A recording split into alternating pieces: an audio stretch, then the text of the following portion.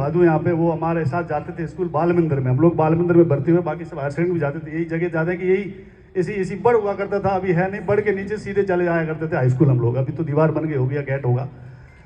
तो मैं कह रहा था कि 7 नंबर और 2 नंबर में लाइट किसकी लेट ऑफ हो रही है, यह देखना।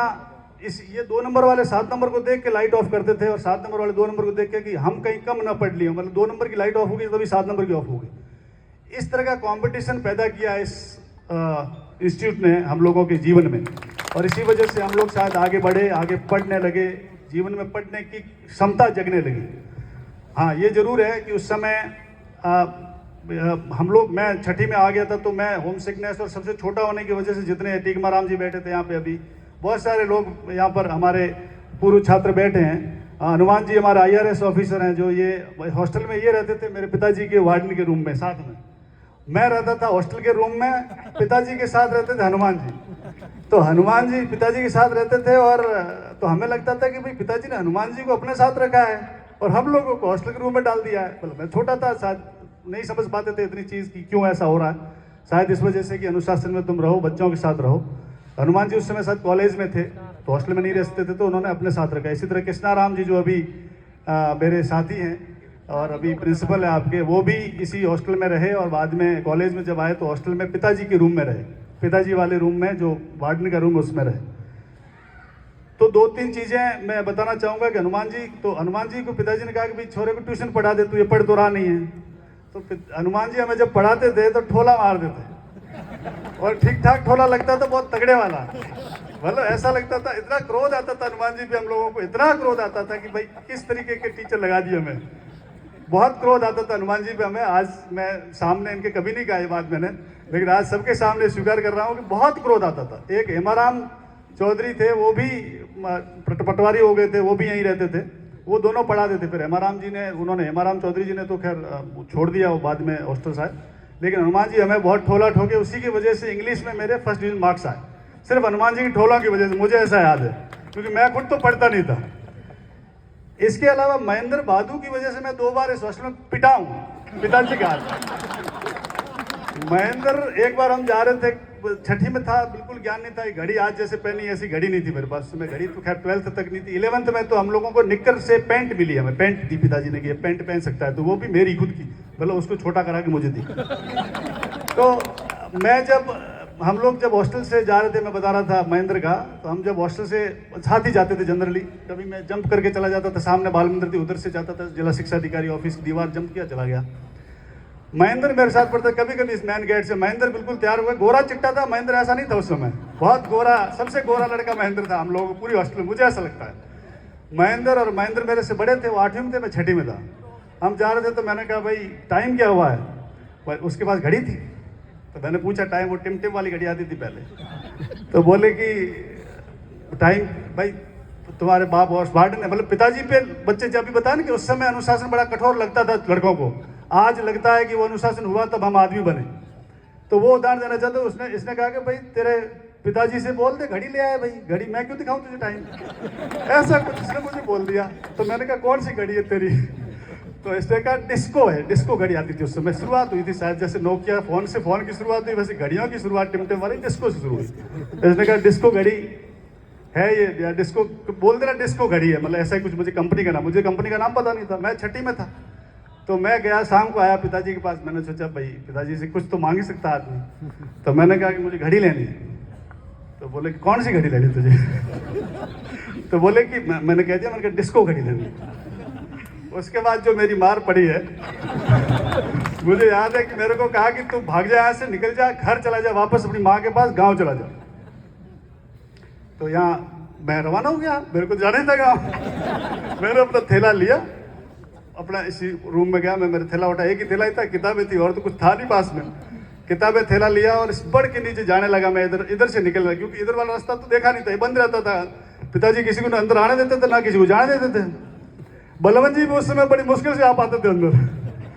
तो हमने कहा कि भाई इससे मैं निकलने लगा, तो बड़ के नीचे गया, तो लगा हेमाराम जी को कि ये कहाँ जा रहा है, सारा पता पक्का है क्या सर, ऐसा लग रहा है कि चला ही जाएगा।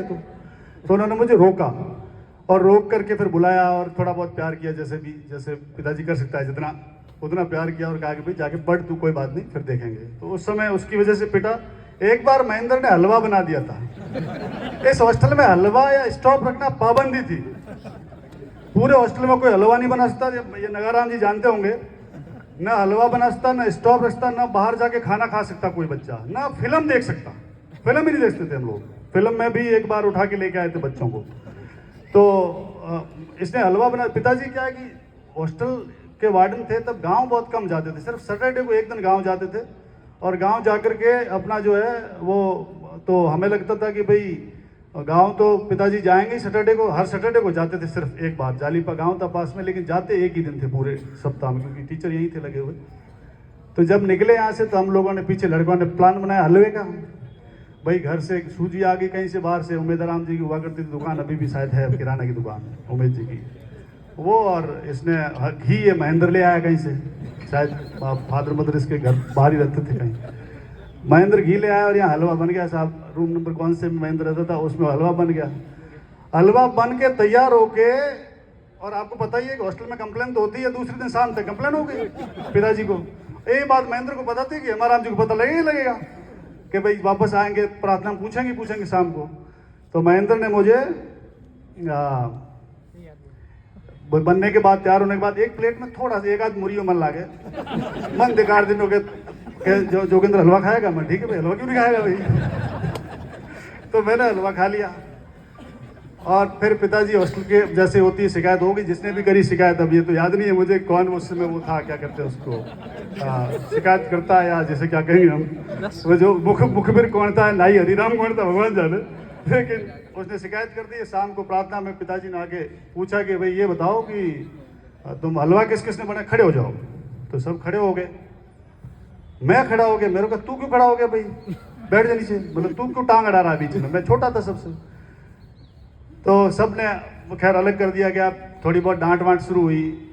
फिर उसके बाद में तो महेंद्र ने कहा कि ये जोगिंद्र ने भी हलवा खाया था क्या। और वो पिताजी ने पता नहीं पर्स से को 50-100 रुपया 10 रुपये जो भी निकाले उस समय, ये पकड़ो महेंद्र 10 रुपया जो भी दिए उसको कि इसको कभी आज के बाद हलवा नहीं देगा तू के। ये इस वजह से बाद में फिर डांट वांट बड़ी पिटाई हुई। तो जीवन में माँ बाप का और गुरुजनों का जो अनुशासन जो इस हॉस्टल ने सिखाया हमें, वो कोई सिखा नहीं सकता। एक बार मुझे याद है कि मैं नवल मेरे बड़े भाई हैं, वो यहीं कहीं चल हॉस्टल में रहते थे। किसी ने मुझसे सिगरेट मंगाई, मैं छोटा था सबसे, मुझे कहा सिगरेट ले आ जाके। बच्चे 12th-11th के बच्चे थे, मुझे याद नहीं है, नाम लेना भी ठीक नहीं किसने मंगाई।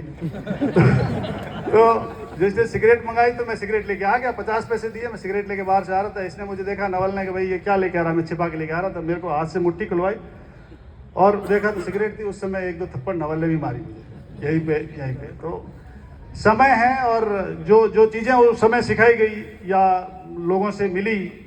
फिर हमारे कृष्णाराम जी जो अभी हमारे साथ पढ़े कंटिन्यूस, हम फिर यूनिवर्सिटी चले गए, साथ में यूनिवर्सिटी में रहे। PhD इसने पॉलिटिक्स हिस्ट्री से, हिंदी साहित्य से करी, मैंने पॉलिटिक्स साइंस से करी। और राजस्थान विश्वविद्यालय में चले गए, बाद में नौकरी एग्ज़ाम देने लगे। लेकिन जिस रास्ते पे हम चल रहे थे 10th तक, ये सब चीज़ें देख के हमें लगा कि पढ़ने के अलावा कुछ नहीं है जीवन में, पढ़ेंगे तो कुछ कर जाएंगे। और 10th क्लास में जब हम पास हो गए तो मेरे साथ 13 लड़के थे, हम लोग 13 लोग थे जिनके फर्स्ट डिवीजन बना 10th में। मैं भी था जिसमें, मैं 13वां नंबर मेरा था। 12 लोग मेरे से आगे थे उस समय, 13वां नंबर मेरा था। और लेकिन फर्स्ट डिवीजन मुझे भी बना। तो पिताजी पहले तो बड़े, पेपर में रिजल्ट आया, बड़े खुश हुए, फर्स्ट डिवीजन बढ़ गया बेटे का मेरे। वो लेके आए, खुश हुए, यहाँ 100 रुपये दिए, किसी को मिठाई लेके आए, घर पे किसी को दी।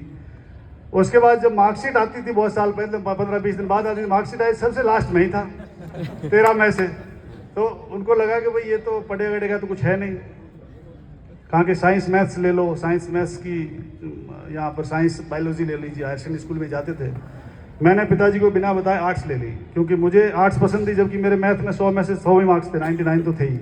लेकिन पिताजी को बिना बताया, कि मुझे रुचि नहीं थी। इसलिए रुचि की यहाँ सब्जेक्ट बहुत जरूरी शुरू होता है कि हम लोग बच्चों पे थोपते हैं कि ये ले लो ये लो। पिताजी ने कहा कि तू साइंस मैथ्स ले, 99 मार्क्स आए तेरे। मैंने कहा मैंने कोशिश भी की पढ़ने की। बड़ा भाई BSc कर रहा था, तो मैंने उसकी किताबें देखी भी। मुझे फिजिक्स समझ में आई नहीं, केमिस्ट्री समझ में आई नहीं, मुझे मैथ समझ में नहीं आई, जबकि 100 में 100 मार्क्स थे 10th में, मुझे समझ में नहीं